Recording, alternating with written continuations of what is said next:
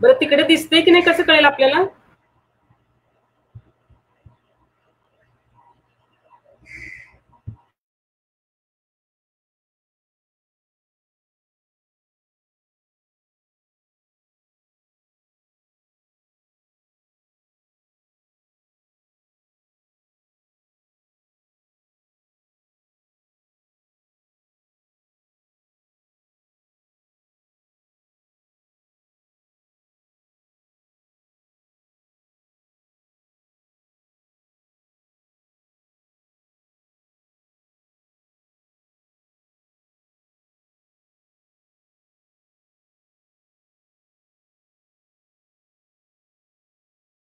मराठी अभ्यास केंद्र.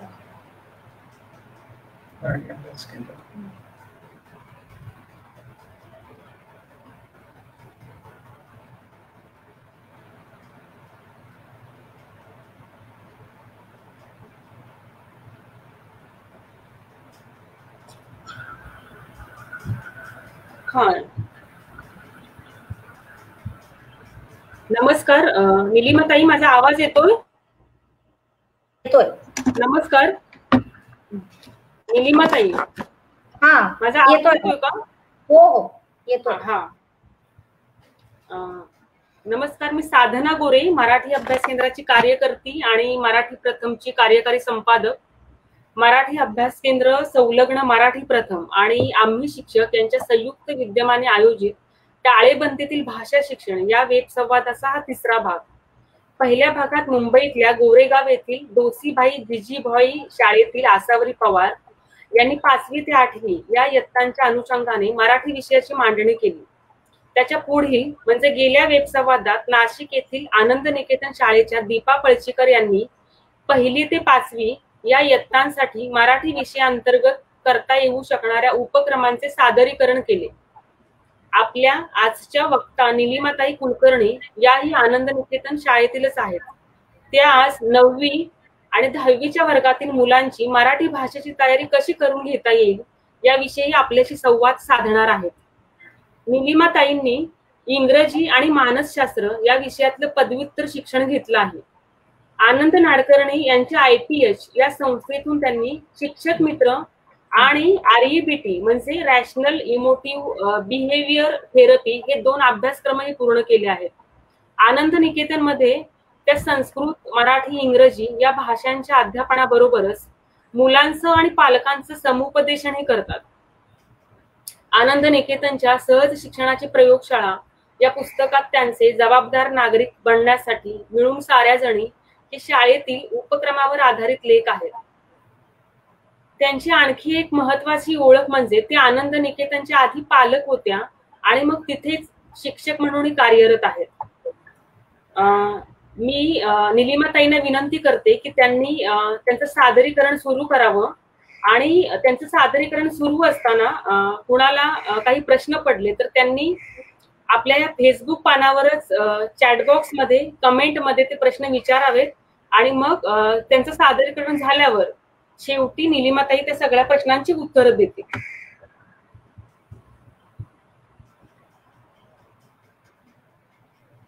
नमस्कार,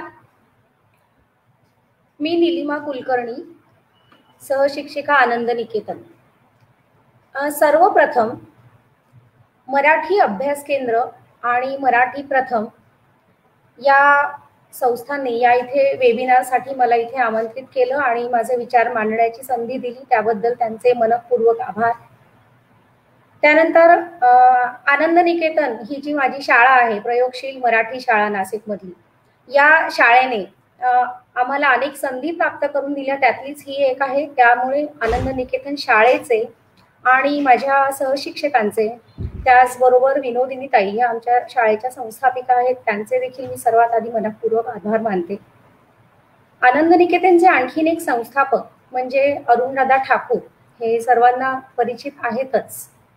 तर ते आज आपल्यात नाहीत, तर त्यांच्या स्मृतींना नम्र अभिवादन करून मी आजच्या माझ्या विषयाला सुरुवात करते. टाळेबंदीतील भाषा शिक्षण भाग 3 हा माझा आजच्या बोलण्याचा विषय आहे. याचे 2 भाग आधी झालेले आहेत. आसावरीताई आणि दीपाताई या दोघींनी ते त्याबद्दल आधी सांगितलेलं आहे. काही गोष्टी त्याच्यातले काही मुद्दे हे माझ्या ह्याच्यातही असणारच आहेत, परंतु त्याची पुनरुक्ती टाळण्याचा मी जास्तीत जास्त प्रयत्न करणार आहे. तर धन्यवाद. मी माझं पॉवर पॉइंट प्रेझेंटेशन सुरू करते आहे. 1-2 मिनिटं लागतील त्याला.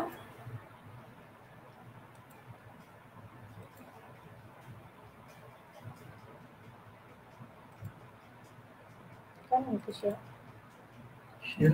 खाली आधी ते मेसेज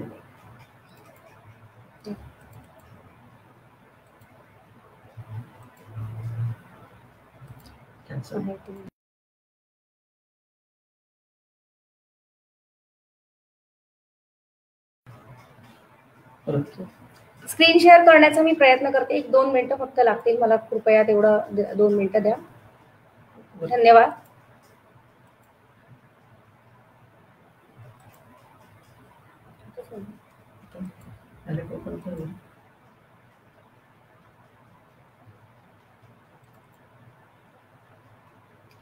माझी स्क्रीन दिसते आहे का? मला कोणीतरी सांगा प्लीज.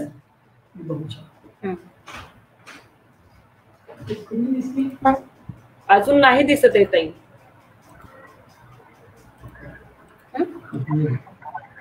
माझी स्क्रीन दिसते आहे का? नाही दिसत आहे ताई अजून.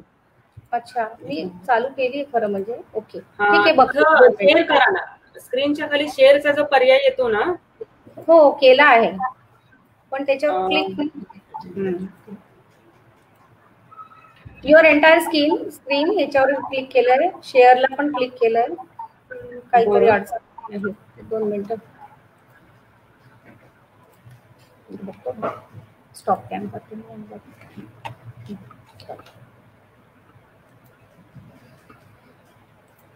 एक मिनिट, मी प्रायव्हेट चेक करू.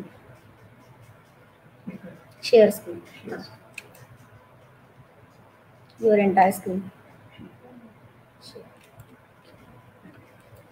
हा, आता दिसते आहे फ्रॉम बिगिनिंग. नमस्कार, माझा आवाज ऐकू येतोय?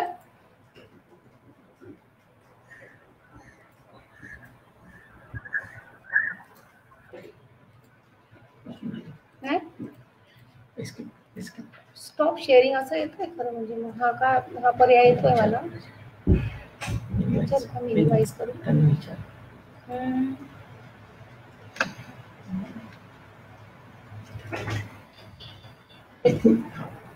ओके, हां, हो, ओके. माझा आवाज येतोय का फक्त सांगा. मी सुरू करते आहे. भाषा शिक्षण म्हणजे टाळेबंदीतील भाषा शिक्षण हा जरी माझा विषय असला तरी मला सगळ्यात आधी महत्वाची गोष्ट ही सांगायची आहे की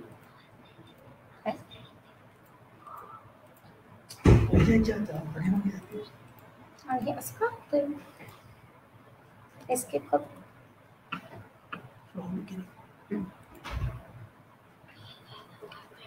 आवाज येतोय का बघ. नमस्कार.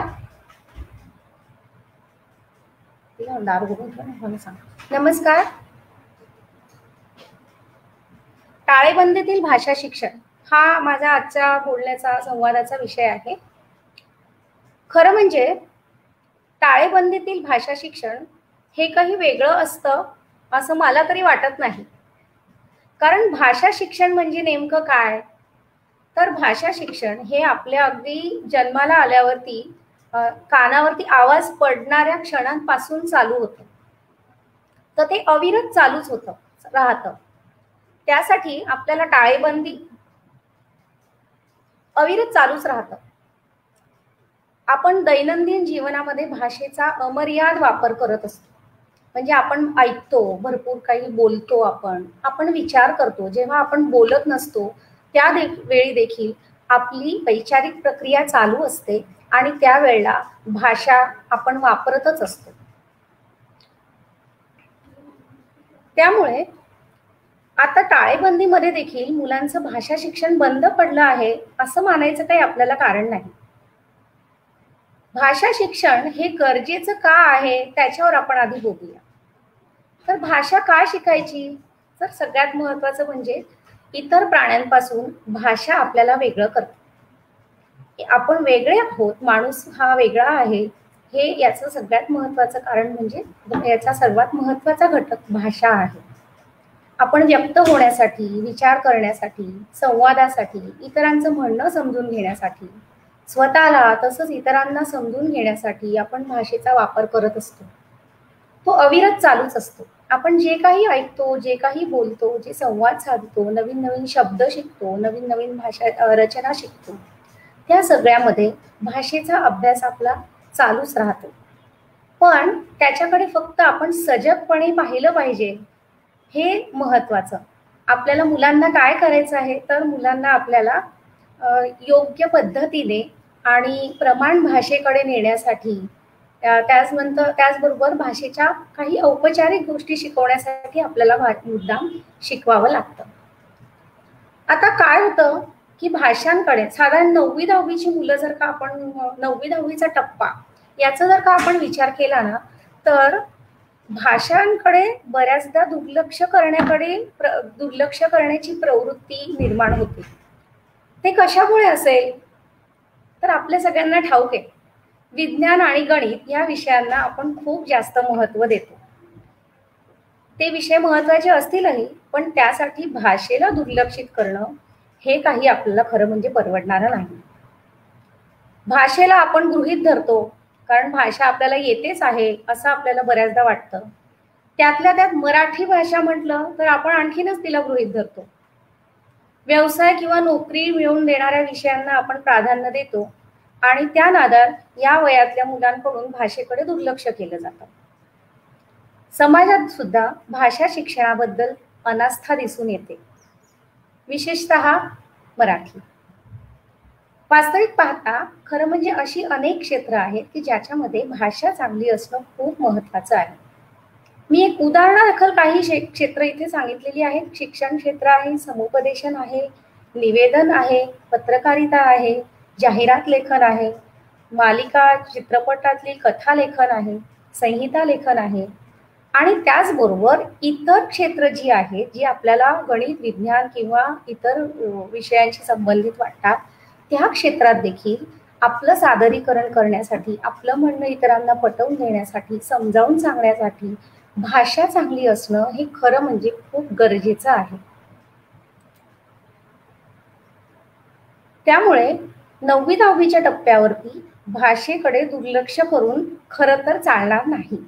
आणि नेमकं होतं काय की भाषेकडे दुर्लक्ष होतं आणि मग पुढे जाऊन आपण मागे पुन्हा पुन्हा त्या भाषेच्या ज्या आधीच्या चुका असतात किंवा भाषेमध्ये आपल्याला येणाऱ्या अडचणी असतात त्या नेहमी करता दुर्लक्षित राहतात. कारण पुढे आपल्याला पुढच्या टप्प्यांवर आपल्याला एवढं दुसऱ्या विषयांचा किंवा दुसऱ्या तंत्रज्ञान किंवा इतर गोष्टींचा अभ्यास करण्यात आपला एवढा वेळ जातो मुलांचा की ते भाषेकडे सोयीस्कर दुर्लक्ष करतात. हे आपल्याला अनेकदा आढळून येतं. आता साधारणपणे भाषेमध्ये काय चुका होतात ते आपण थोडक्यात घेऊया की प्रमाण भाषा लेखन, आपण बोली भाषेकडून प्रमाण भाषेकडे जात असतो.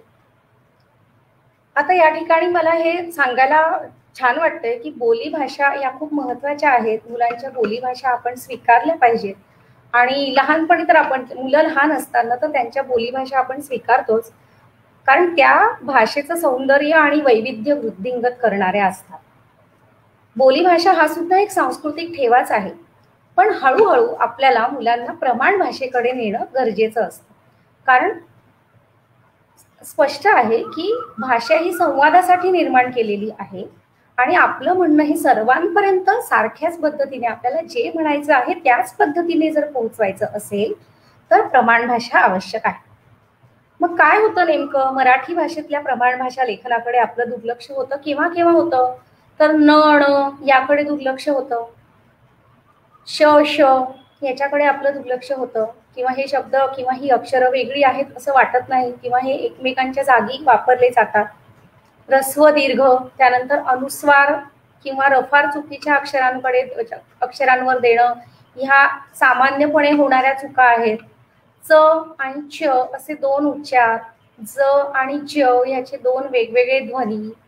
आता आपल्याकडे अशी म्हणण्याची एक पद्धत किंवा अशी वृत्ती निर्माण झालेली आहे की काय फरक पडतोय, चालतंय ना, समजतंय ना, समोरच्याला समजलं की झालं. पण ही वृत्ती भाषेच्या दृष्टिकोनातून खूप घातक आहे. आणि कधी कधी असं होतं की ह्यामध्ये अर्थाचा अनर्थ देखील होतो, किंवा आपल्याला जो अर्थ समोरच्यांपर्यंत पोचवायचा आहे तो अर्थ बऱ्याचदा पोचत नाही असं आपल्याला दिसतं. आता जरा आणि जरा हे जर दोन उच्चार आपण बघितले तर जरा याचा अर्थ जरा म्हणजे थोडं असं आहे, आणि जरा म्हणजे वार्धक्य असं त्याचा अर्थ आहे. त्यामुळे जर उच्चार चुकला तर अर्थ बदलणार आहे, हे साहजिकच आहे. मग ह्या गोष्टी आपल्याला टाळता येऊ शकतात. वाक्यरचनेमध्ये चुका होतात. बऱ्याचदा मराठी, इंग्रजी आणि हिंदी ह्या भाषा एकदम शिकत असल्यामुळे आणि इंग्रजी हिंदी भाषेचा जास्त प्रभाव असल्यामुळे त्या भाषेतलं व्याकरण आपण मराठी भाषेला सर्रास लावतो आणि त्यामुळे वाक्यरचनेच्या चुका होतात. त्यामुळे आपल्याला ह्या भाषेत चुका आहेत. इतर भाषांची सरमिसळ करून वापरणे. खरं म्हणजे आता ह्या मुद्द्यावरती काही जण असंही म्हणतील की आपली भाषा तर इतर अनेक भाषांमधून आपण अनेक शब्द घेतच असतो आणि ती भाषा आपण अनेक शब्द स्वीकारलेले आहेत आणि ते आता इतके स्वीकारलेले आहेत की ते आपलेच वाटत आहेत. तर मग इतर भाषांमधले शब्द का नाही स्वीकारायचे? किंवा आणखीन एक गोष्ट म्हणतात की भाषा प्रवाही होण्यासाठी या गोष्टींची गरज आहे. पण आपण कधी कधी शब्द स्वीकारतो कारण संकल्पना स्वीकारतो आणि संकल्पना बरोबर आपण शब्द स्वीकारतो. पण आपल्या भाषेमध्ये जर चांगले पर्यायी शब्द आहेत तर ते न वापरता विनाकारण इतर भाषांमधले शब्द वापरणं ह्या गोष्टीला आक्षेप आहे. इंग्रजी क्रियापदांची फोडणी घालणं, मी फोडणी हा गमतीने वापरलेला शब्द आहे, तर गरज नसताना इंग्रजी शब्द वापरणे. आता इतकी काही इंग्रजी शब्द आपण वापरतो की ते आता मराठीच झालेले आहेत. हल्लीच्याच काळात वापरला जाणारा शेअर करणे हा शब्द, आता शेअर करणे हा शब्द आपण अनेकदा अनेक ठिकाणी वापरत असतो, परंतु त्यासाठी पर्यायी मराठी शब्द खरं म्हणजे आहेत. तर त्याचा वापर आपण जाणीवपूर्वक केला पाहिजे. म्हणजे मराठी बोलत असू तर मराठी शब्द वापरायचे, इंग्रजी बोलत असू तर इंग्रजी शब्द वापरायचे. जी कुठली भाषा आपण बोलत असू त्याच भाषेतले शब्द तिथे वापरले जाणं अपेक्षित आहे. त्यानंतर चुकीचे शब्द, वाक्प्रचार, म्हणी वापरणे हेही हल्ली सर्रास होत आहे. मोठे मोठे काहीतरी शब्द वापरण्याच्या नादात चुकीचे शब्द आपण वापरतो. आता यासाठी एक छोटस उदाहरण देते मी की एक शिक्षिका होत्या, त्या एका BEd कॉलेजमध्ये भाषण द्यायला गेल्या आणि त्यावेळेला तिथल्या प्राचार्य त्यांना म्हणाल्या की काहीतरी हास्यास्पद बोला बरं का. आता हास्यास्पद बोला असं जेव्हा त्यांना सांगितलं गेलं तेव्हा या ठिकाणी या हास्यास्पद शब्द अत्यंत चुकीच्या ठिकाणी वापरला गेला की मुलांना हसू येईल असं किंवा विनोदी अंगाने बोला असं म्हणायच्या ऐवजी हास्यास्पद म्हणणं ही प्रचंड मोठी गंभीर चूक होती. तर अशा प्रकारे अनेक चुका आपल्याकडून कळत नकळतपणे होत असतात आणि मग नंतर काय होतं की पुढच्या व्यक्तींपर्यंत आपण खूप मोठ्या लोकांपर्यंत पोहोचत असू तर ह्या चुका पुन्हा तशाच पुढे जात राहतात. पुढच्या आणखीन एक गोष्ट अशी होते आपल्याकडे की हिंदी किंवा इंग्रजी भाषांचं किंवा वाक्यांचं आपण शब्दशः भाषांतर करतो.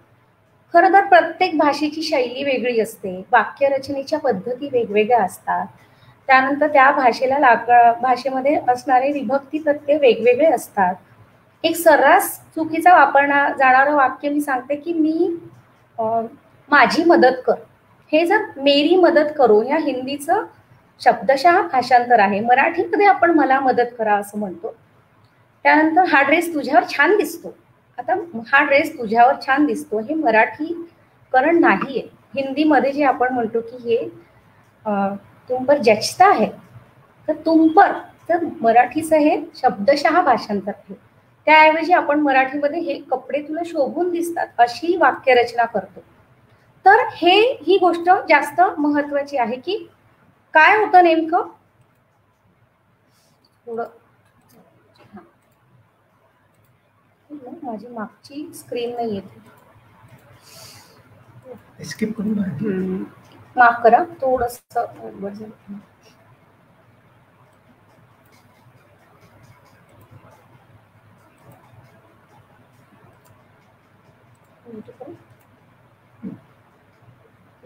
मोठं करायचं ना फ्रॉम बिगिनिंग. त्यानंतर सामान्य रूप न वापरणे ही पण एक हल्लीची सामान्यपणे होणारी चूक दिसते आणि ही चूक समाज माध्यमांमध्ये किंवा मालिकांमध्ये बातम्यांमध्ये सुद्धा वारंवार आपल्याला दिसून येते.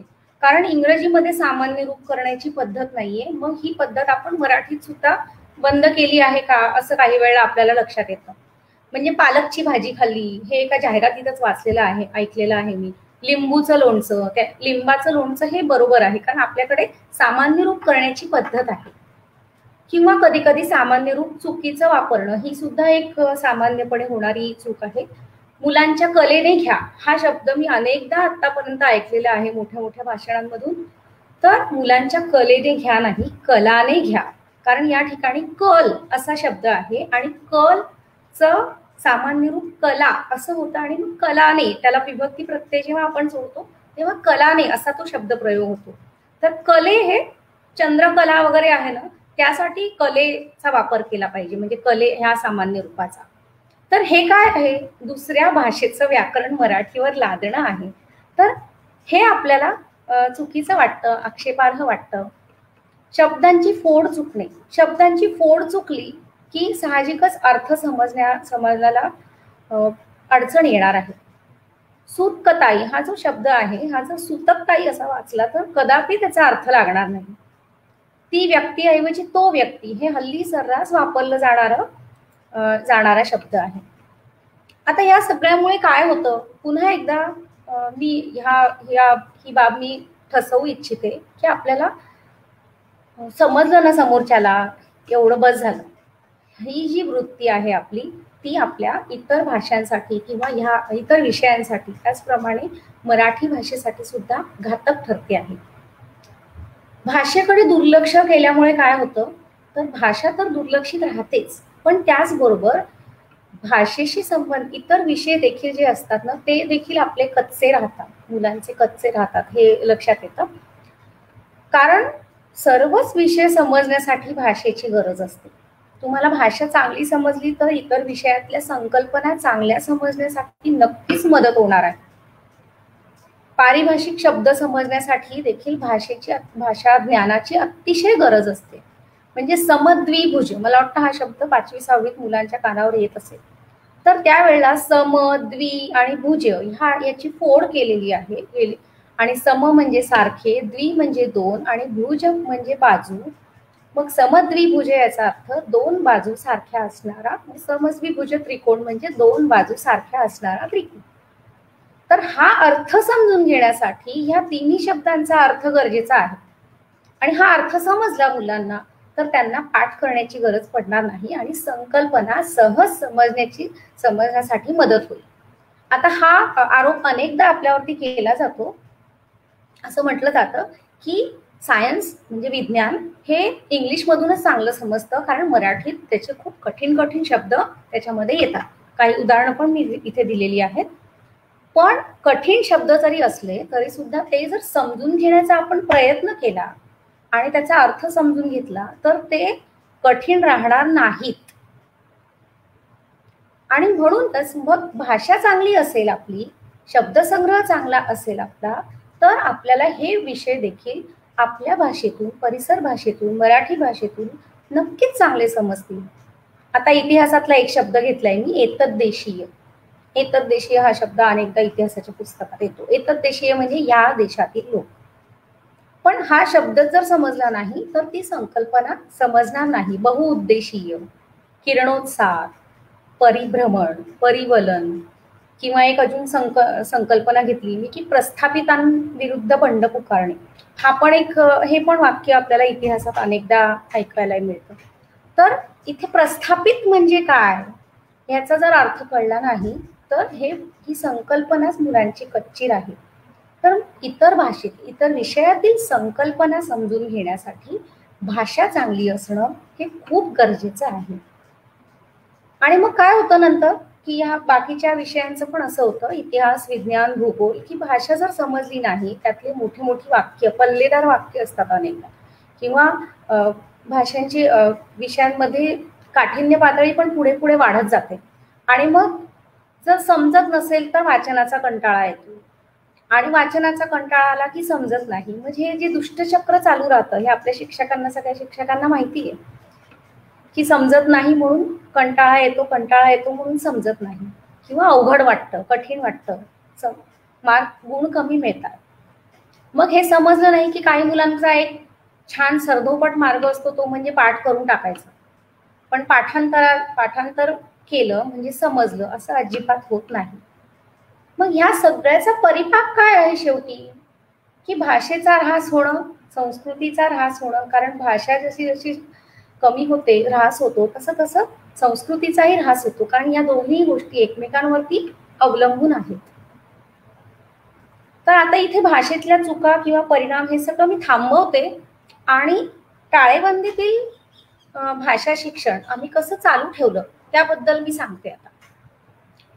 तर साधारण थोडा आधीचा आपण आढावा घेऊया. मार्च मध्यामध्ये म्हणजे 15 मार्चच्या कालावधीत या दरम्यान शाळा बंद झाली आणि अचानकपणे शाळा बंद पडली. आपल्या सगळ्यांना त्याचं कारणही माहीत आहे. आणि मग त्याचं काय झालं की त्यावेळेला मात्र त्या विषयांचा अभ्यासक्रम बऱ्यापैकी झालेला होता शाळांचा, त्यामुळे शिकवण्याचा फारसा प्रश्न आला नाही. फक्त उजळणी घेतली आपण वेगवेगळ्या व्हॉट्सअपच्या माध्यमातून. पण मग मार्च, एप्रिल गेला आणि मे मध्ये मात्र असे चिन्ह दिसायला लागले की दरवर्षी 10 जूनला सुरू होणारी शाळा यावर्षी काही 10 जूनला सुरू होणार नाही, काही शाळा काही मुलांनी गजबजणार नाही, असं एक कुणकुण लागली. आणि मग आम्ही साधारणपणे 17-18 मे पासून एक सर्वेक्षण केलं सगळ्या वर्गांच्या मुलांचं, की त्यांच्याकडे काय काय साधनं उपलब्ध आहेत दूरस्थ शिक्षणासाठी. मोबाईल किती उपलब्ध आहेत, त्याच्यावरती अँड्रॉइड फोन आहेत का, नेट कनेक्शनचं काय आहे, डेटा उपलब्ध होऊ शकतो का, किंवा वायफाय कनेक्शन आहे का, लॅपटॉप आहे की छोटा फोन आहे. तर ह्या सगळ्याचं सर्वेक्षण केल्यावर असं लक्षात आलं की मोबाईल फोन बऱ्यापैकी पालकांकडे उपलब्ध आहे, परंतु त्यांच्या वेळा मात्र खूप वेगवेगळ्या आहेत, कारण पालक घरी असण्याच्या वेळा वेगवेगळ्या होत्या. मग आम्ही असं ठरवलं की शाळा सुरू करण्यापूर्वी म्हणजे अभ्यासक्रम सुरू करण्यापूर्वी साधारण जून महिन्यामध्ये 10 जून ते 30 जूनच्या दरम्यान मुलांना काही प्रकल्पाचे विषय दिले, की जे त्यांना ऑनलाईन करण्याची गरज नव्हती. फक्त काही माहिती जी आम्हाला सूचना आणि माहिती पोचवायची होती त्यांच्यापर्यंत, ती आम्ही फोनद्वारे पोहोचवली. त्याच्यासाठी इंटरनेटची गरज होती अर्थात, पण थोडाच काळ होती. तर ती आम्ही त्यांच्यापर्यंत पोहोचवली. त्यानंतर सांगाती ही एक संकल्पना आम्ही त्याच्यासाठी मांडली, की सांगाती म्हणजे 3-4 मुलांमागे एक सांगाती म्हणजे मार्गदर्शक असेल, जो मुलांना काही अडलं तर मदत करेल. अर्थात हे दूर राहूनच करण्याचा गोष्ट होती. तर त्यासाठी आम्ही काही 100 विषय दिले प्रकल्पाचे. त्याच्यातल्या भाषिक प्रकल्पांबद्दल मी आता फक्त बोलणार आहे. तर मग ह्या कालावधीमध्ये मुलांनी ते प्रकल्प करणं अपेक्षित होतं, ते भाषेच्या संदर्भात होते, त्याबद्दल आपण बोलूया. तर त्या सांगातींच्या मदतीने आणि मुलांनी त्यांच्या स्वयंअध्ययनाने काही प्रकल्प केले. तर त्यामध्ये कोरोना काळामुळे ज्यांच्या व्यवसायावर परिणाम झाले होते त्यांच्या मुलाखती घेणं हा एक महत्त्वाचा प्रकल्प होता. मुलाखत हा भाग 9वी मध्ये आहेच, आणि मुलाखत घेणं हे कौशल्य आहे हे आपल्याला माहिती आहे. तर ह्यामुळे काय झालं नेमकं, की मुलाखत घेणं हे कौशल्य त्या मुलीचं विकसित झालं. त्याचबरोबर ती समाजाशी जोडली गेली. हे पण आम्हाला खूप महत्त्वाचं वाटतं शाळेला, की शाळा ही समाजाशी जोडली गेली पाहिजे.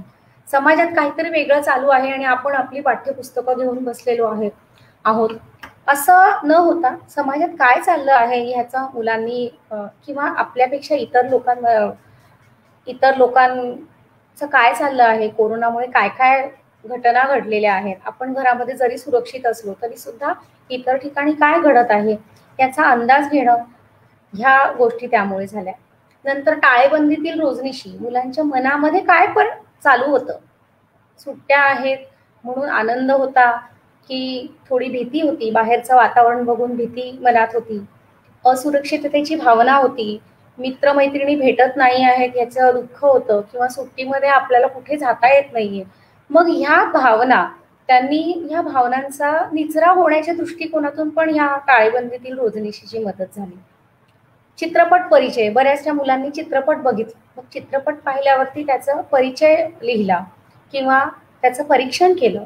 पुस्तक परिचय, जी काही मुलांनी पुस्तकं वाचली होती त्याचा परिचय किंवा त्याचं परीक्षण केलं. काही जण मुलांनी त्याच्यावर चित्र काढली, वेगवेगळ्या कथा, कविता, निबंध, लेख लिहिले, स्वतंत्र ब्लॉग देखील काही मुलांनी तयार केले स्वतःचे. तर या निमित्ताने मुलं लिहिती झाली, आजूबाजूच्या घटनांचा वेध घेऊ लागली, समाजाशी जोडली गेली आणि भाषा शिक्षण देखील झालं. तर ह्या सगळ्या प्रकल्पामधून, ह्या उपक्रमांमधून त्यांचं भाषा शिक्षण नक्कीच प्रगल्भ झालं, यात शंकाच नाही. याचा परिणाम एवढा झाला की आम्हाला असं लक्षात आलं की एका 6वीच्या मुलीने स्वतःचं एक छोटंसं पुस्तक सुद्धा तयार केलं. नंतर ज्या मुलांना वाचनाची आवड होती, सादरीकरणाची आवड होती, त्यांनी काही आवडलेल्या पुस्तकांचं, लेखांचं अभिवाचन केलं आणि आपलं एक YouTube चॅनल सुरू केलं किंवा व्हॉट्सअपच्या माध्यमातून त्यांनी इतरांपर्यंत पोहोचवलं. तर या निमित्ताने मुलांना जे आवडत होतं त्याच्यामध्ये पुढे जाण्याची त्यांना संधी मिळाली.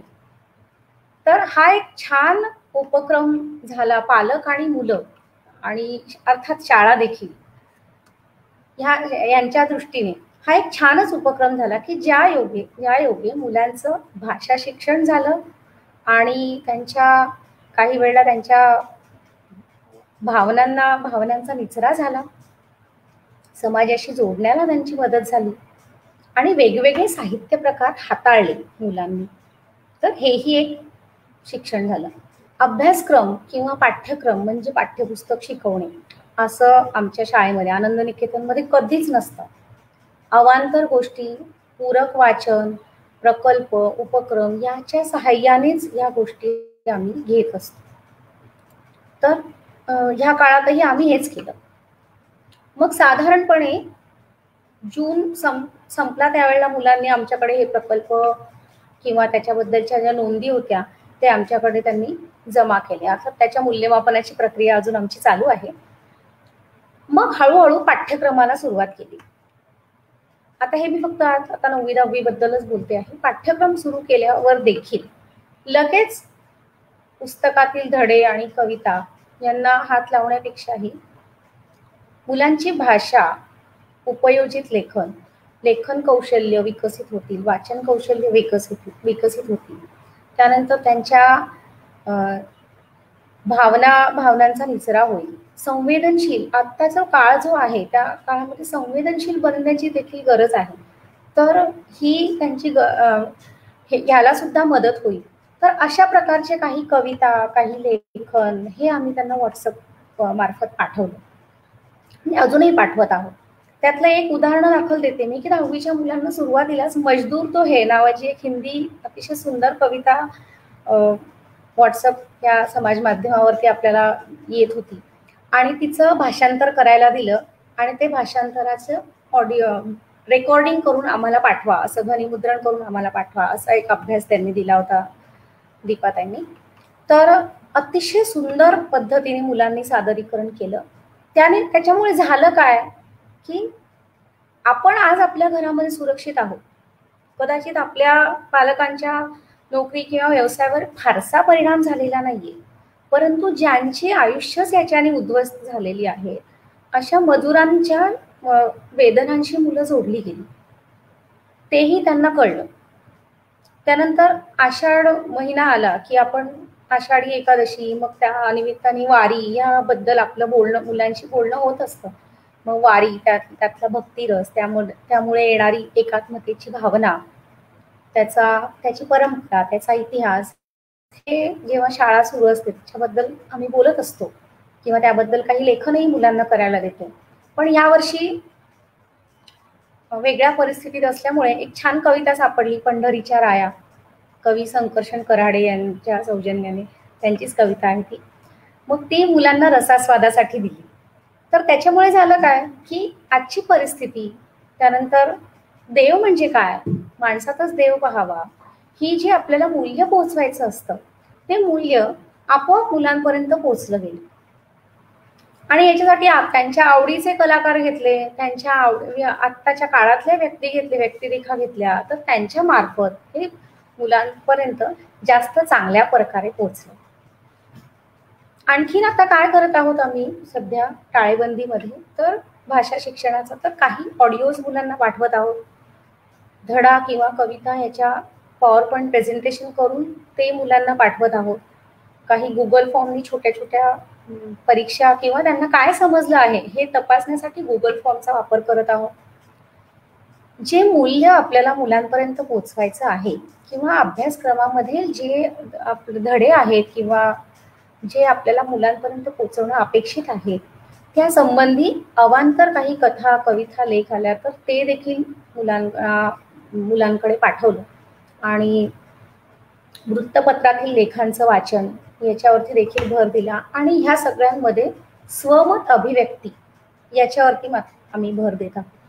स्वमत अभिव्यक्तीबद्दल मला सांगायला आवडेल असं की हल्लीच्याच काळात शासनाने स्वमत अभिव्यक्ती ह्या प्रश्नावरती हा प्रश्न घालायला सुरुवात केलेली आहे. हल्लीच्या काळात 4-5 वर्षांपासून आलेला आहे तो.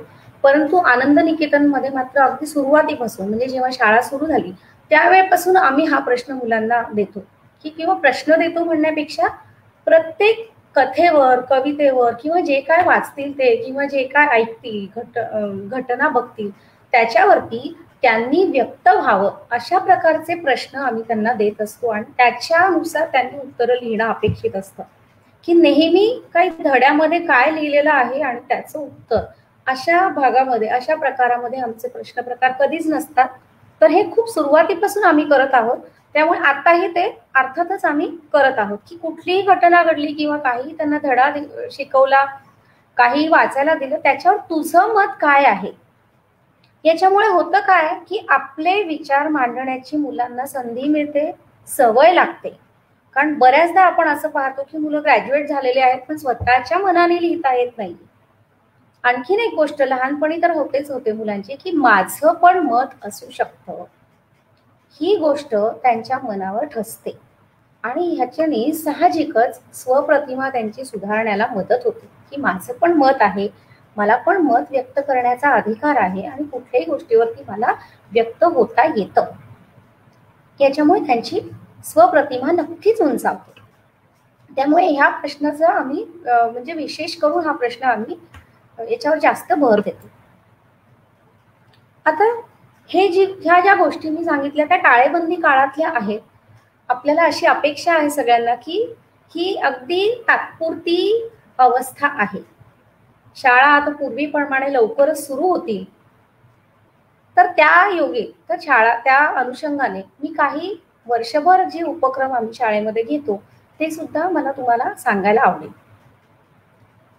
तर भाषा जेव्हा आपण मुलांना शिकवतो तेव्हा 4 माध्यमातून शिकवतो: श्रवण, वाचन, लेखन आणि संवाद किंवा सादरीकरण.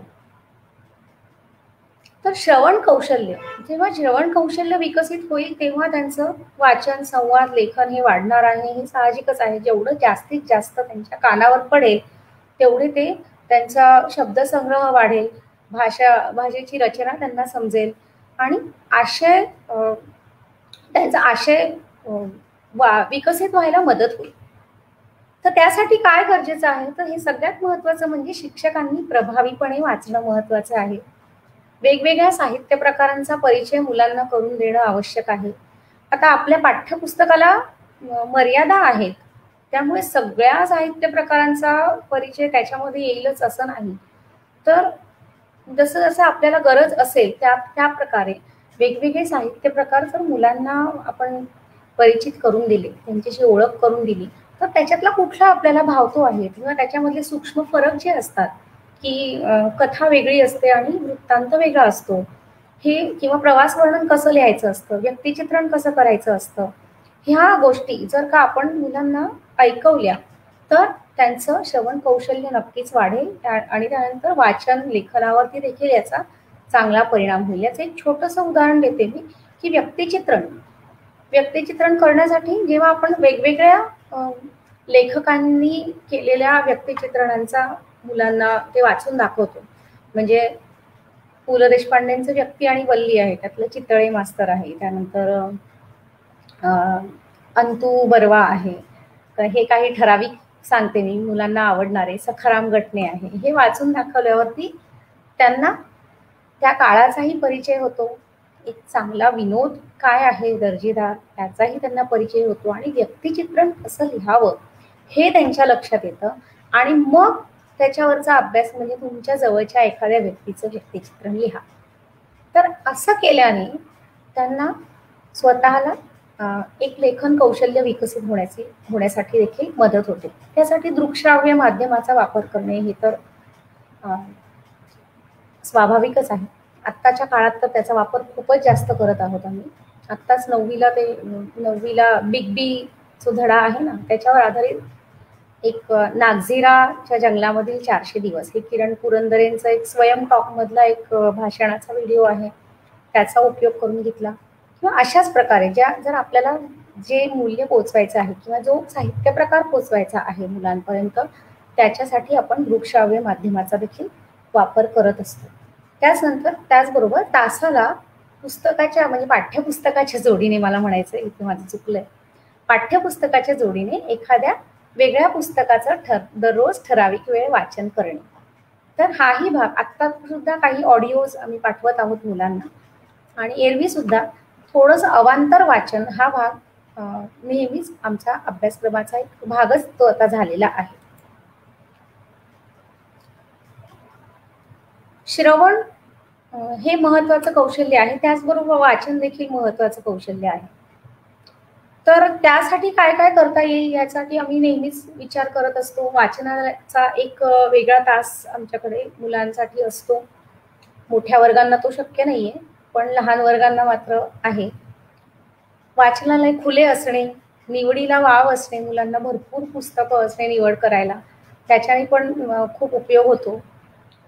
शिक्षकांनी पुस्तकं सुचवणे, त्यानंतर शिक्षकांनी नुसतं पुस्तकं सुचवण्यापेक्षा प्रत्येक आपल्याला मुलांनी जी पुस्तकं वाचलीच पाहिजेत असं वाटतं, त्या पुस्तकातला थोडा थोडा भाग जर मुलांना वाचून दाखवला तर कदाचित मुलांना आपणहून पुस्तक घेऊन वाचायची प्रेरणा निर्माण होईल किंवा इच्छा निर्माण होईल. आपल्याला काय आवडतं आहे हे समजायला देखील त्यांना मदत होईल की मला कुठल्या प्रकारची पुस्तकं आवडतात, तर किंवा एखादा भाग वाचला तर मग पुढे काय असेल ह्या उत्सुकतेपोटी मुलं पुस्तकं घेऊन वाचतील. तर असाही एक छान उपक्रम आपल्याला करता येतो. पुस्तक परिचय मुलांना जर का आपण हे दिलं की तुम्ही एक साधारण 2 महिन्यामध्ये पुस्तकं वाचा आणि त्याचा परिचय लिहा आणि तो सादर करा, अशाने काय होतं की मुलं पुस्तकं वाचतात, काळजीपूर्वक वाचतात, कारण त्यांना त्याचा परिचय लिहायचा असतो. आणि तो सादर जेव्हा करतात त्यावेळेला इतर मुलांनाही ते पुस्तक काय असेल याची साधारण कल्पना येते आणि उत्सुकता वाढते आणि ते बाकीची मुलंही ते पुस्तक वाचू शकतात.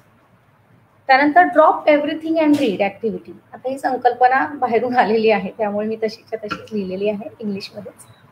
तर DERA अशी ऍक्टिव्हिटी आहे ती, ड्रॉप एव्हरीथिंग अँड रीड. तर त्यावेळेला मुलांनी एक ठराविक तास, महिन्यातला एक ठराविक तास किंवा ठराविक दिवशीचा ठराविक तास आहे की त्यावेळेला मुलांनी 1 घंटा होईल आणि त्यावेळेला मुलांनी सगळं आपलं कामं बाजूला सोडून एक पुस्तक तेवढा पूर्ण वेळ ठराविक वेळ वाचायचा. त्याच्यामुळे उत्सुकता पण त्यांची वाढते की हा तास कधी येईल तशी, आणि त्यावेळेला त्यांना वाचनाबद्दल अर्थातच वाचनाची गोडी लागण्यास या गोष्टीची मदत होते. वाचनाबरोबर लेखनासाठी देखील खूप कृती भाषेमध्ये देता येतात. परिच्छेद लेखन, कथा लेखन, छोटीशी आधी कथा देऊन ती वाढवायला लावणे किंवा काही शब्द देऊन त्याच्यावर कथा लिहायला सांगणे, कविता, निबंध, संवाद, जाहिरात, मुलाखत, चित्रवर्णन, चित्रवर्णनाबद्दल मी पुढे जास्त बोलणार आहे, स्वमत अभिव्यक्ती, खुलं पत्र, वाक्प्रचार वापरून परिच्छेद लेखन. इथे थोडी चूक झालेली आहे, परत केलं होतं, बॅक नाही होते हे, माफ करा, 1-2 मिनिटं फक्त,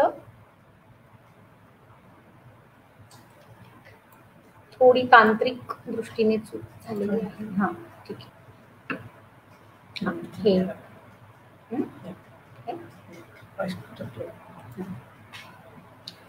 लेखन समृद्धीसाठी कृती देताना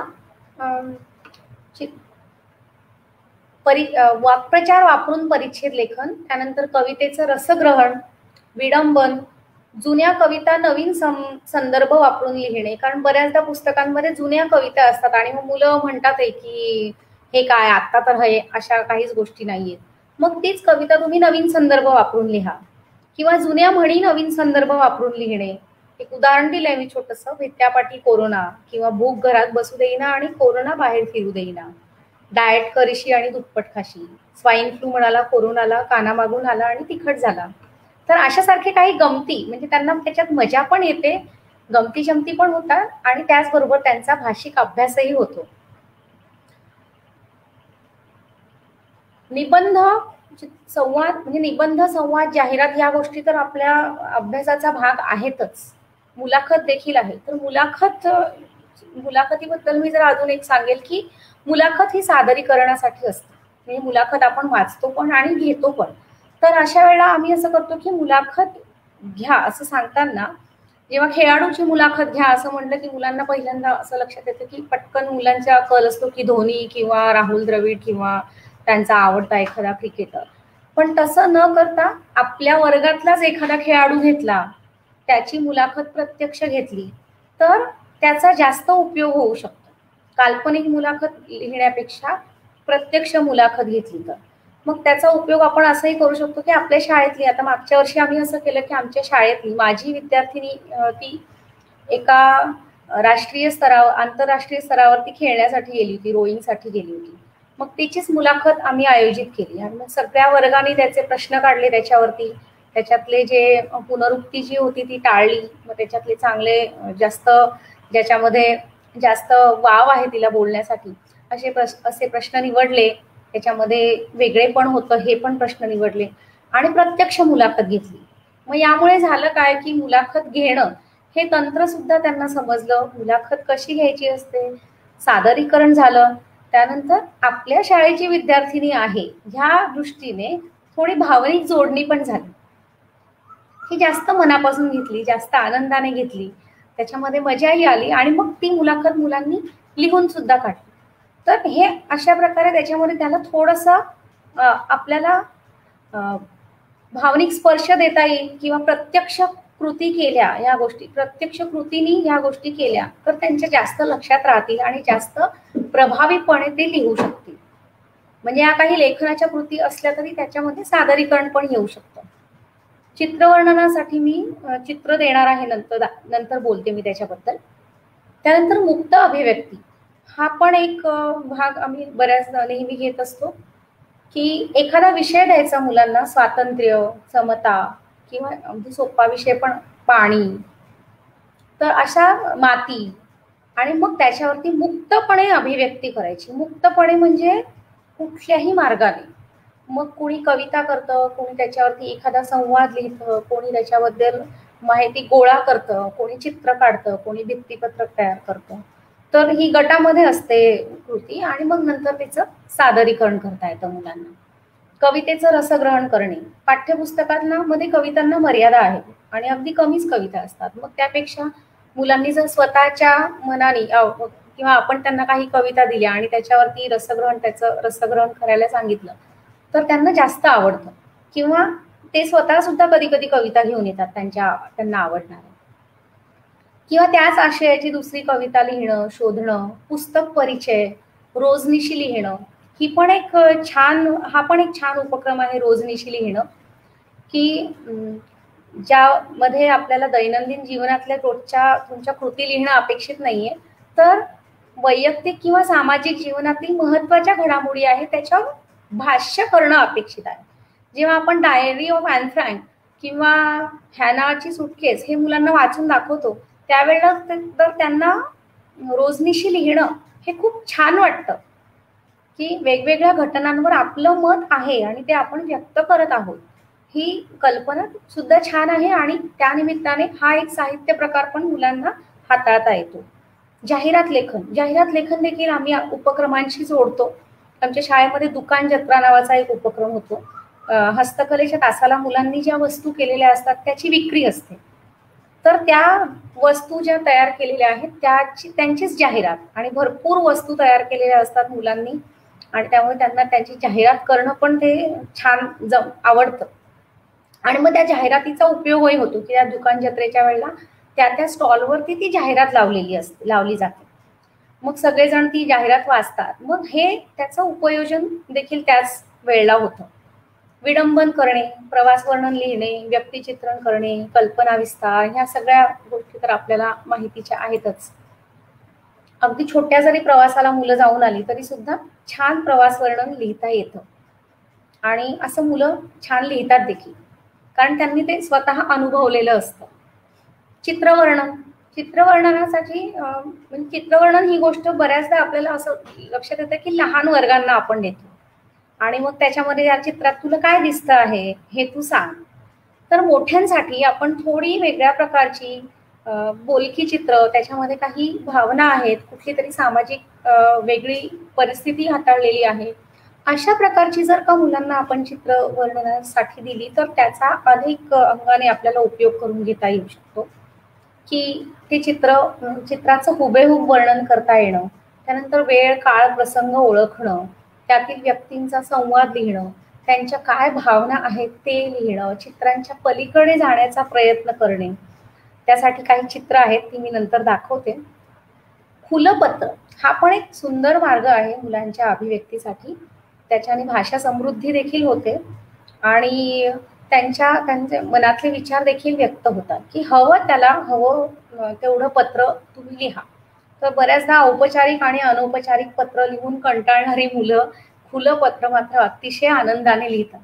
अगदी शाळेला ते पत्र लिहितात किंवा त्यांच्या जुन्या आवडत्या ताई असतात त्यांना लिहितात, किंवा एखादी गेलेली व्यक्ती, आपल्या आयुष्यातून गेलेली व्यक्ती, तिला सुद्धा पत्र लिहितात. तर त्यामुळे देखील त्यांच्या भावनांचा निचरा होण्यास मदत होते. चित्रकथा, ज्या मुलांची चित्र चांगली असतात त्यांनी चित्रकथा लिहिणं, मग त्यांना हे कौशल्य पण असतं की बऱ्याचशा गोष्टी चित्रातून दाखवायच्या आणि कमी वाक्य लिहायची, कमी वाक्यामध्ये जास्त आशय सांगायचा. बऱ्याचदा मुलांना खूप लिहायला आवडत नाही, ती मुलं असं पण निवडू शकतात की जास्त न लिहिता कमी शब्दात जास्त आशय सामावला जाणं. तर चित्रकथा, घोषवाक्य, भित्तीपत्रक, शाळेचं बातमीपत्रक लिहिणं, हस्तलिखित तयार करणं. आता हे जे चित्रवर्णन आहे ना, तर त्याबद्दल मी सांगत होते. तर ही जी चित्र आहेत याच्यामध्ये काय होतं की मुलांना चित्रवर्णन तर करता येतच, पण त्याचप्रमाणे त्यांच्या भावना व्यक्त करायला पण मदत होते, किंवा संवेदनशीलता, आपण म्हणतो की संवेदनशीलता कमी होते जरा मुलांची. थोड्या 9वी-10वीच्या वयामध्ये कसं होतं की थोडेसे मुलं आपल्या कोशात जातात, वेगळ्याच विश्वात रमतात. मग कधी कधी ते असं दिसतं आपल्याला की बाहेरच्या घटकांशी फारसं काही आपल्याला देणं घेणं नाही अशी वागतात. तर ह्या माध्यमाच्या मदतीने त्यांना आपल्याला त्यांच्या भावनांना वाट करून देता येते. आता हे जे चित्र आहे त्याच्यामध्ये माकडं आहेत आणि झाडं पाडलेली आहेत, किंवा हे जे डोंबारी आणि त्याची एक छोटीशी मुलगी, हे जे चित्र आहे हे शहरी भागामध्ये सहसा न दिसणारं चित्र आहे, पण हे पाहिल्यावरती मुलं खूप छान व्यक्त होतात की आपल्या पोटासाठी या माणसाला काय काय करावं लागतं. खरं म्हणजे यालाही दुःख होत असेल किंवा त्रास होत असेल, त्याच्या भावना पण मुलांना लक्षात येतात. किंवा मग यांना आपण काही करू शकतो का या लोकांसाठी, यांना शाळेत पाठवू शकतो का, यांना वेगळा मार्ग उपजीविकेसाठी उपलब्ध करून देऊ शकतो का. अशा प्रकारे जेव्हा मुलं प्रश्न विचारतात तेव्हा नक्कीच त्यांच्यामधली ती जी भावना आहे ती विकसित होत असणार, संवेदनशीलता विकसित होते. किंवा हे चित्र दिलं तर आहे त्या परिस्थितीमध्ये कसा आनंद मानता येऊ शकतो, हेच एक उत्तम उदाहरण होऊ शकतं. त्यानंतर पुढचा भाग आहे सादरीकरण. आता सादरीकरणासाठी पण आपल्याला भाषेचा खूप उपयोग होतो किंवा गरज पडते, आणि सादरीकरण हे भाषेचे एक प्रमुख अंग आहे. तर त्यासाठी नाट्यीकरण म्हणजे बऱ्याचदा लहान मुलांचे तर बरेचसे धडे नाट्यीकरण करण्यासारखे असतात, पण मोठ्यांचे काही धडे असतात नाट्यीकरण करण्यासारखे. किंवा नाट्य वाचन, इथे नाटक स्वतः लिहिणं किंवा दुसऱ्यांनी लिहिलेलं नाटक वाचन करणे हे पण होऊ शकतं. स्वगत लेखन, स्वतःला काय म्हणायचं आहे एखाद्या घटनेवर ते लिहिणं, ते सादर करणं, एकांकिका लेखन आणि सादरीकरण.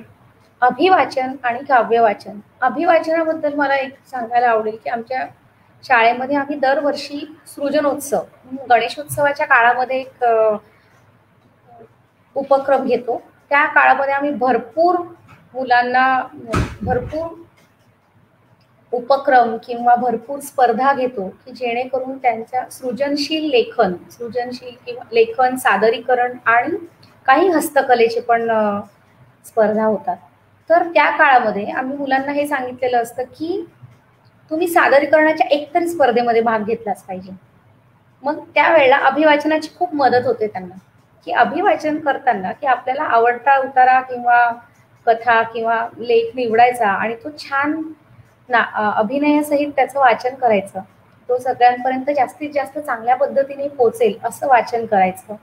किंवा काव्य वाचन, आवडणारी कविता वाचणं किंवा स्वलिखित कविता वाचणं, किंवा शाळेतल्या कुठल्याही कार्यक्रमांमध्ये मुलांनी निवेदन करणं, किंवा सकाळी परिपाठाच्या वेळेला लेखक कवींची माहिती सादर करणं, दिनविशेष सादर करणं. ह्या गोष्टी दररोज आम्ही याच्यातलं काही ना काही दररोज आमच्याकडे असतं.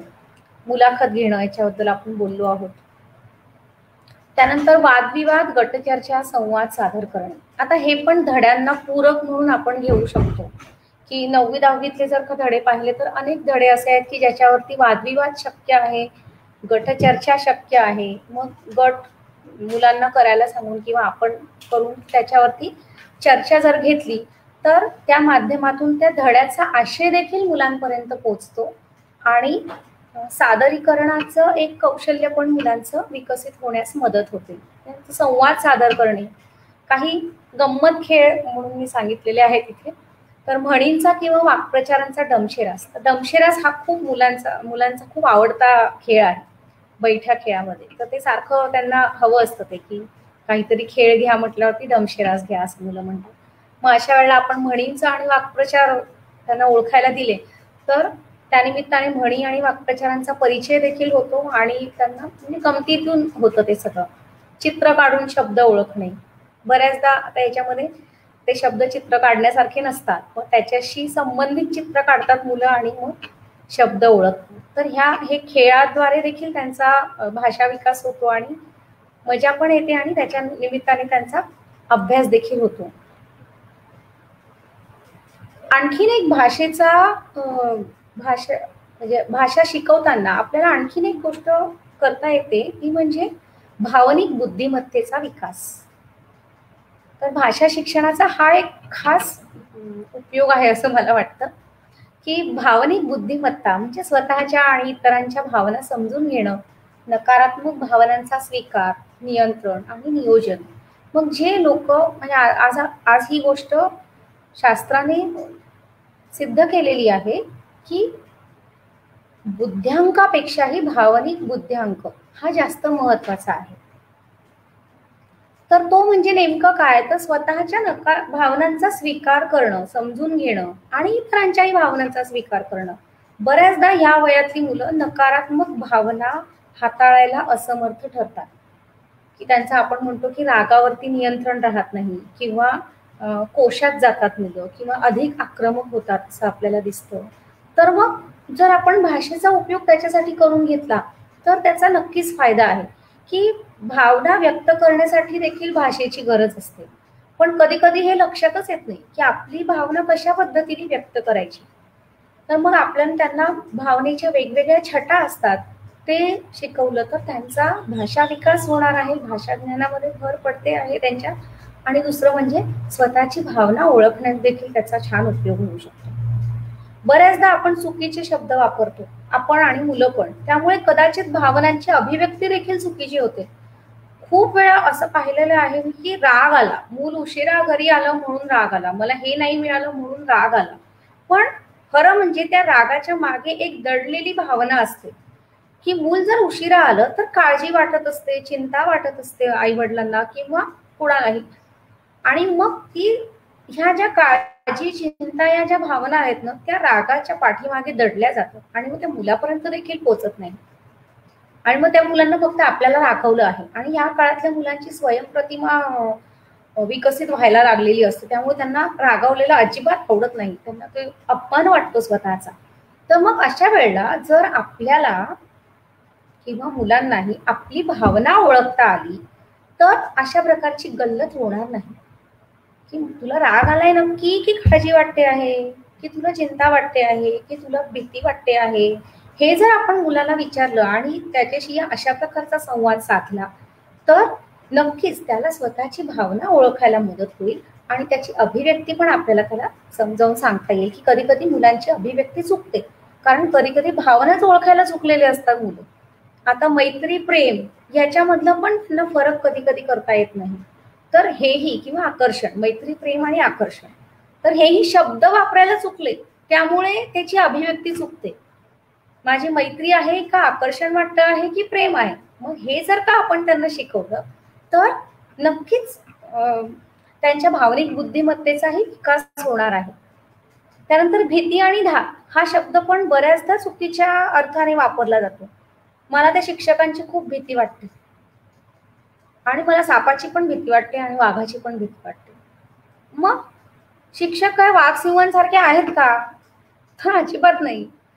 वास्तविक पाहता आपल्याला त्यांचा धाक वाटत असतो की ते असताना आपण चुकीची कृती करू नये किंवा उशिरा वर्गात जाऊ नये किंवा आपण ते त्यांचा तास असेल किंवा त्यांच्या शिक्षकांनी परीक्षा ठेवलेली असेल तर आपण चांगला अभ्यास केला पाहिजे. काही चुकीच्या कृती आपण त्यांच्यासमोर करता कामा नये किंवा कधी कधी मुलांना असंही वाटत असतं की नाही मला त्यांना आवडणार नाही म्हणून मी हे करणार नाही. तर मग अशा वेळेला त्यांना धाक वाटतो आहे.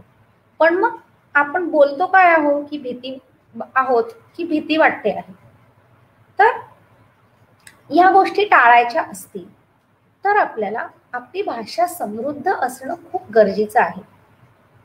त्यानंतर ह्या वयातल्या मुलांची पौगंडावस्थेतली आहेत 9वी-10वीतली मुलं म्हणजे स्वप्रतिमा विकसित होत असते असं आपल्याला दिसून येतं की त्यांना स्वतःबद्दल काहीतरी छान वाटत असतं किंवा आपण जास्तीत जास्त चांगल्या पद्धतीने समाजासमोर दिसावं असं त्यांना वाटत असतं.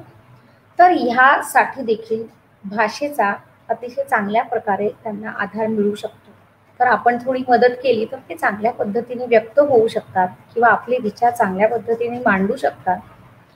तर गप्प राहणं किंवा कधी कधी आक्रमक होणं ह्या गोष्टी जर आपल्याला कमी करायच्या असतील तर आपल्याला त्यांना योग्य भाषा शिकवणं हे गरजेचं आहे.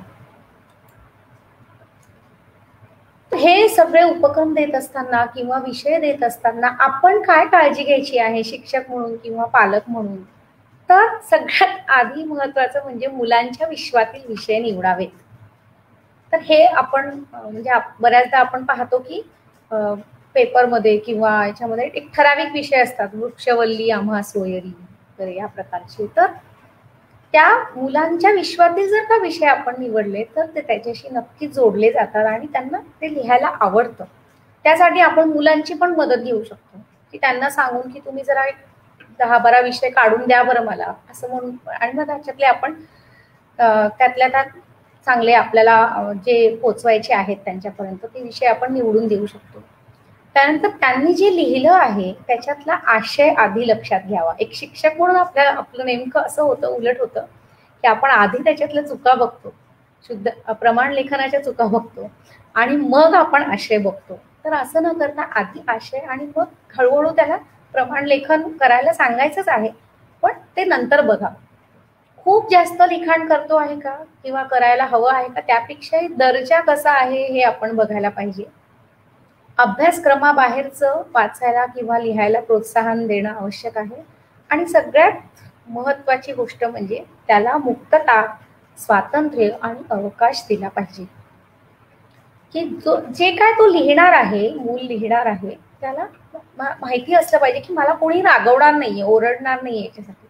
आपण त्याच्याशी बोलू, जर का आपल्याला ते पटलं नाही, काहीतरी चुकीचं वाटलं तर त्याच्याशी बोलू, पण त्याचं ते स्वातंत्र्य आपण हिरावून घेता कामा नये. मग अशा पद्धतीने जर आपण ही काळजी घेतली तर मुलं व्यक्त व्हायला शिकतील, आनंदाने व्यक्त होतील किंवा त्यांच्या व्यक्तीकरणाची माध्यम म्हणजे आपल्याला हव्या त्या माध्यमातून ते व्यक्त होतील. आता थोडस जाता जाता 10वीची तयारी या दृष्टिकोनातून सांगते की आपल्याला बऱ्याचदा असं असतं की हे सगळं ठीक आहे हो, पण आम्हाला आमच्या मुलांना 10वीच्या परीक्षेला बसवायचं आहे, मग त्याच्यासाठी काय. तर हे सगळं जे आपण आतापर्यंत पाहिलं आहे त्याची प्रत्यक्ष आणि अप्रत्यक्षपणे मुलांच्या 10वीच्या तयारीसाठी मदतच होणार आहे. कारण 10वीचा बराचसा भाग हा आकलनाच्या आधारावर आहे. जेवढं मुलांचं वाचन जास्त असेल, जेवढा त्यांचा भाषा संग्रह जास्त असेल, तेवढं त्यांचं आकलन चांगलं होणार आहे. त्यामुळे ह्याचा अप्रत्यक्षपणे त्यांना फायदाच होणार आहे. मग भाषा ज्ञान वाढवणं त्यांचं गरजेचं आहे. त्यासाठी शब्दसंग्रह जास्तीत जास्त असणं, त्यांनी जे वाचन करत आहेत अभ्यासातलं किंवा अभ्यासक्रमाबाहेरचं, त्याच्यासाठीचे समानार्थी विरुद्धार्थी शब्द शोधणं, वाक्प्रचार म्हणी यांचा अर्थ लक्षात घेणं, ते योग्य ठिकाणी वापरणं, स्वमत अभिव्यक्ती पुन्हा त्याच्यावर भर दिलेला आहे, आणि उपयोजित लेखनावर भर देणं. उपयोजित लेखन आपल्याला सगळ्यांना माहितीच आहे की औपचारिक पत्र, अनौपचारिक पत्र, वृत्तांत लेखन, कथा, मुलाखत, वाद, तर जाहिरात.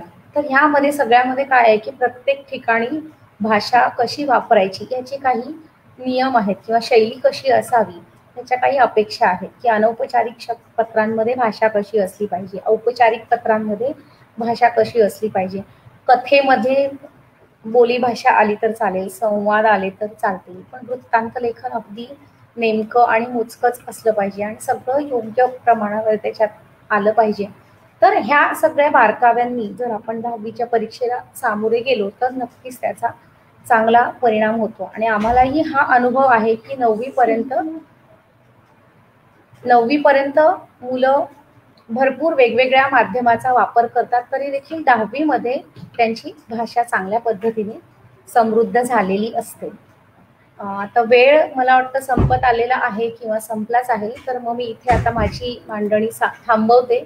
काही पुस्तकं ह्याच्यात दिलेली आहेत, ती नंतर मी हे सादर करेल, दाखवेल. धन्यवाद. इथे माझी मांडणी संपलेली आहे. धन्यवाद. काही प्रश्न असतील तर आपण घेऊया. काही प्रश्न आलेले आहेत आपल्याला फेसबुकवर आणि काही व्हॉट्सअपवर पण पाठवले आहेत. एक फेसबुकवरचा प्रश्न असा आहे ईशा विलदे यांचा, स्वमत आणि अभिव्यक्ती यातील अंतर स्पष्ट केले तर बरे होईल. अभिव्यक्ती म्हणजे व्यक्त होणे, आणि आता स्वमत अभिव्यक्ती हा एक प्रश्न असतो किंवा स्वमत हा 10वीच्या प्रश्नपत्रिकेमध्ये स्वमत म्हणजे स्वतःचं मत देणे. की एक विशिष्ट तुम्हाला धडा वाचला आहे, परिच्छेद वाचला आहे, तर या ठिकाणी या व्यक्तीचं काय मत असेल असं तुम्हाला वाटतं किंवा काय त्याचे विचार कसे असले पाहिजे असं तुम्हाला वाटतं, हे त्याचं स्वमत. आणि अभिव्यक्ती म्हणजे साधारणपणे सारखंच आहे खरं तर. ते अभिव्यक्ती म्हणजे व्यक्त होणे, स्वमत म्हणजे स्वतःचं मत आणि अभिव्यक्ती म्हणजे व्यक्त होणे. आणखीन काही आहे? म्हणजे साधारण असं म्हणता येईल का ताई की स्वमत म्हणजे एखाद्या विषयावरचं मत काहीतरी, पण अभिव्यक्ती कुठल्या चित्रातली असू शकते किंवा आणखी कोणत्याही माध्यमातून असू शकते, भाषेतलीच असं काही नाही. आणखी एक प्रश्न आहे की मुलांना प्रमाण भाषेकडे आणताना त्यांच्यात त्यांच्या भाषेविषयीचा न्यूनगंड निर्माण होऊ न देता त्यांच्याशी कसा संवाद साधता येईल?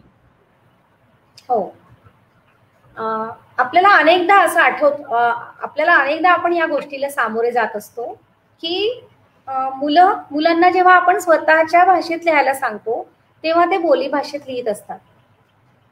तर अशा वेळेला मी म्हटलं ना की आधी आपण जेव्हा दुरुस्ती करायला जातो तर पहिल्यांदा आपण काय करतो की त्याच्या भाषेवरती काट मारतो की हे नाही चालणार ते पाहिजे, ते नाही चालणार ते पाहिजे. तर असं न करता आधी आशयाबद्दल त्याच्याशी बोललं पाहिजे की तू लिहिलेला आशय एकदम छान आहे, अतिशय योग्य आहे, तुला छान लिहिलंयस तू. हे जे तू जे काय त्यांनी लिहिलं आहे, प्रश्नाचं उत्तर असेल किंवा निबंध असेल किंवा त्यांनी काही स्वतःचं रोजनिशी लिहिलेली असेल तर त्याच्याबद्दल आपण आधी पहिले काम आपलं असं आहे की त्याला प्रोत्साहन देणं की तू छान लिहिलं आहेस, हे छान लिहिलं आहे, पण याच्यामध्ये आपल्याला प्रमाण भाषेकडे जायचं आहे. मग हळूहळू त्याच्या प्रमाण भाषेकडे त्याला नेणं किंवा त्याच्यातल्या त्या जे बोली भाषेत आहे त्या प्रमाण भाषेत त्याला काय म्हणतात ते सांगणं आणि मग हळूहळू त्याच्याकडून तो उतारा परत लिहून घेणं, या गोष्टी आपल्याला करता येतील. न्यूनगंड केव्हा निर्माण होईल? जेव्हा आपण त्याला रागवू, ओरडू किंवा हे काय लिहिलंयस असं म्हणू आपण, त्यावेळेला त्याच्यामध्ये न्यूनगंड निर्माण होईल. पण आपण योग्य पद्धतीने जर का त्याला सांगितलं आणि सगळ्यात आधी मी म्हटलं तसं की आशयाबद्दल आपण आधी बोललो, आशयाला प्रोत्साहन दिलं आणि मग भाषेकडे गेलो आपण, तर तो न्यूनगंड होणार नाही, तसा निर्माण होणार नाही. की हे बरोबर आहे, तुझं लिहिलेलं बरोबर आहे, पण आपल्याला प्रमाण भाषेत लिहायचं आहे असं. हा, आणखी एक सुचिता पांडे यांचा एक प्रश्न आहे. वर्गातल्या ज्या विद्यार्थ्यांची भाषेत विशेष रुची नसते पण त्याला गणित, विज्ञानात किंवा खेळात अधिक रुची असते, तेव्हा त्या विद्यार्थ्याला भाषिक उपक्रमात कसं सहभागी करून घ्यायचं किंवा त्याला भाषेची गोडी कशी लावायची? तर या ठिकाणी त्याची आवड थोडी शोधणं गरजेचं आहे. म्हणजे त्याला खेळात रुची असेल तर आपण असं करू शकतो की तू खेळाबद्दल बोल किंवा एखाद्या खेळाची माहिती किंवा खेळाडूची माहिती किंवा मुलाखत घेताना तू खेळाडूच निवड त्याच्यामध्ये. किंवा त्याला दुसऱ्या विज्ञानाची आवड आहे तर आपल्याला विज्ञान विषयक एखादा विषय देऊन त्याला निबंधासाठी किंवा इतर सादरीकरणासाठी विज्ञान विषयक विषय देता येऊ शकतात किंवा वैज्ञानिकाची माहिती देणं हाही एक भाग असू शकतो. तर ह्याच्यासाठी काय आपल्याला स्वातंत्र्य देणं खूप गरजेचं आहे. मुलांना विषय निवडीचं स्वातंत्र्य जर का आपण दिलं तर ह्या अडचणी आपण थोड्या कमी करण्यास मदत होईल नक्कीच. आता मुलांची अभिरुची आणि विषयाची आवड ही वेगवेगळी असणार हे तर निश्चितच आहे, पण मग आपण जर का विषय निवडीचं स्वातंत्र्य मुलांना दिलं तर ही गोष्ट होऊ शकेल. हळूहळू त्यांना भाषेकडे आपल्याला आणता येईल. हा, आणि याला जोडून एक माझा प्रश्न असा आहे की मी कॉलेजमध्ये FY ते TY या मुलांना शिकवते आणि आनंद निकेतन सारख्या शाळेमध्ये असं ही प्रयोगशील शाळा आहे आणि इथे अगदी शिशु वर्गापासून तुमच्याकडे मुलं येतात आणि तुमच्या शाळेत जेवढे 10वीच्या मुलावर शिक्षक कष्ट घेत नाही तितके शिशु वर्गावर घेतले जातात. हा, 10वीच्या वर्गाकडे तुलनेत कमी लक्ष असेल शिशु वर्गांपेक्षा. तर म्हणजे शिशु वर्गापासून तुम्ही तशा प्रकारचं काय म्हणू शिक्षण देऊन मुलं तयार होत जातात, भाषा असेल किंवा गणित असेल. पण आमच्याकडे जी सर्वसामान्य शाळेतनं मुलं येतात जेव्हा कॉलेजमध्ये तेव्हा त्यांच्या भाषेत बऱ्याच त्रुटी असतात ज्या खरं तर आधीच्या इयत्तामध्ये भरून निघायला हव्या होत्या, पण तशा त्या भरून न निघता 12वी पास होऊन मुलं कॉलेजला येतात. तर बऱ्याचदा आम्हाला असं वाटतं की आता या टप्प्यावर येऊन आम्ही मुलांकडनं काय काय तयारी करून घ्यायची, तर त्याला FYच्या टप्प्यावरून किती शिकवायचं. तर असं जेव्हा असतं तर अशा टप्प्यावर ती सगळी मागचा जो बॅकलॉग आहे तो कसा भरून काढायचा की तुमच्याकडे तुमच्या शाळेत एखादं मुल असं मध्येच प्रवेश घेतं तेव्हा त्या मुलाची तयारी तुम्ही साधारण कशी करता? तर आता मोठ्या मुलांबद्दल बोलायचं झालं तर पहिलं काम आपल्याला हे करायला पाहिजे की जाणीव करून देणं की त्याच्याकडे काय कौशल्य आहेत आणि काय कौशल्य नाहीत याची आपण जर का त्याला जाणीव करून दिली आणि आणखीन एक, मोठ्या कॉलेजच्या मुलांना आपण हेही सांगू शकतो की भाषा समृद्धी नसेल किंवा भाषेमध्ये त्रुटी असतील तर पुढे जाऊन काय काय अडचणी येऊ शकतात हे जर व्यवस्थित समजावून सांगितलं आणि मग त्या अनुषंगाने आता त्याची काय नेमकी त्याच्यामध्ये काय नेमकी त्रुटी आहे हे मला आता माहिती नाहीये, पण मग कुठल्या संदर्भातील त्रुटी आहे, म्हणजे त्याचं व्याकरण कच्चं आहे, वाक्यरचना कच्ची आहे की शब्दसंग्रह कच्चा आहे, हे बघून त्यानुसार त्याला काही कृती देता येतील आपल्याला. म्हणजे त्याला जाणीव करून देणं हे तर महत्वाचंच आहे की तुझ्याकडे हे चुकतं किंवा हे कमी आहे, आणि मग त्याचा परिणाम काय आहे हे जर का मोठ्या मुलांना सांगितलं ना तर त्याचा निश्चित उपयोग होऊ शकतो. कारण या वयातली मुलं थोडी त्याबाबत जागरूक असतात की माझं कौशल्य, इतर कौशल्य पण झाकली जात आहे त्याच्यामुळे. तर ही जाणीव करून दिली आणि मग त्यानुसार त्यांना कृती दिल्या तर त्याचा उपयोग होऊ शकतो. हा, एक आणखी ईशा वेल्डेच यांचा प्रश्न आहे की ऑनलाईन आता जे वर्ग चालू आहेत, शाळा चालू आहे, त्याच्यामध्ये भाषेसंदर्भात कोणत्या स्पर्धांचं आयोजन करता येईल?